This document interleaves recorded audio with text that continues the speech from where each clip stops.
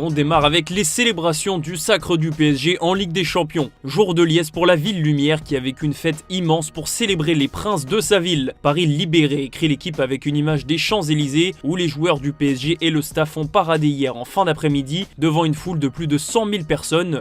Dans la foulée, les héros ont été accueillis à l'Elysée par le président Emmanuel Macron avant de finir cette soirée en beauté au Parc des Princes. Après un show de stars avec DJ Snake et Niska notamment, les joueurs parisiens ont débarqué un par un comme les rockstars qu'ils sont devenus samedi soir pour fêter cette première Ligue des Champions au Parc des Princes devant leur public. Le journal Le Parisien revient sur les coulisses de cette finale historique, notamment la fête d'après-match avec le discours touchant du président Nasser Al-Khelaifi, le retour à l'hôtel avec les familles, le repas, la communion tous ensemble et pour certains comme Arnaud Tenas et Achraf Hakimi, une soirée qui s'est prolongée dans la nuit bavaroise. Et justement, dès samedi soir, les Parisiens ont arboré leur maillot collector avec cette fameuse étoile façon Tour Eiffel, un maillot sur lequel se sont rués les supporters du PSG hier, mais comme chaque édition collector, il y a eu des malheureux. Cette victoire du PSG, c'est aussi celle de la ville de Paris, et forcément, au niveau politique, on profite de cette fenêtre de tir pour relancer le débat sur le Parc des Princes. Rachida Dati, la ministre de la Culture, a été claire, le PSG c'est le parc, elle veut un accord entre le club et la mairie. Pour le moment, la mairie a sans doute d'autres dossiers à gérer, notamment le fléau de violence auquel on a encore eu droit.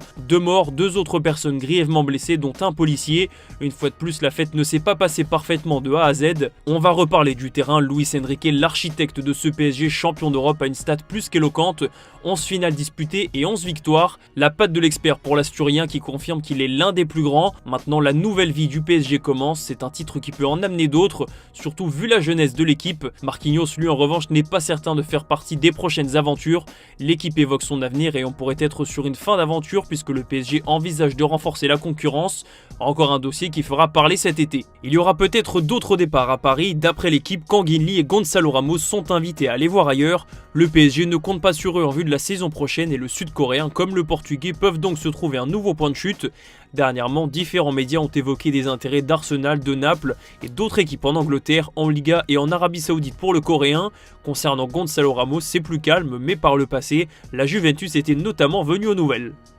Direction l'Angleterre, ça y est, Manchester United a officialisé sa première recrue. Matheus Cunha s'est engagé avec les Red Devils pour un montant d'environ 73 millions d'euros. Une nouvelle recrue très chère pour Manchester United qui va devoir confirmer cet investissement la saison prochaine. En attendant de voir les premiers pas de Cunha, on a sûrement vu les derniers d'Alejandro Garnacho. Sa relation avec Ruben Amorim est loin de s'être apaisée et le club l'a invité à partir. Pour Bruno Fernandes, la situation est bien différente. Amorim veut absolument le conserver, mais le Portugais est dépité par la saison de son club et il pourrait se laisser tenter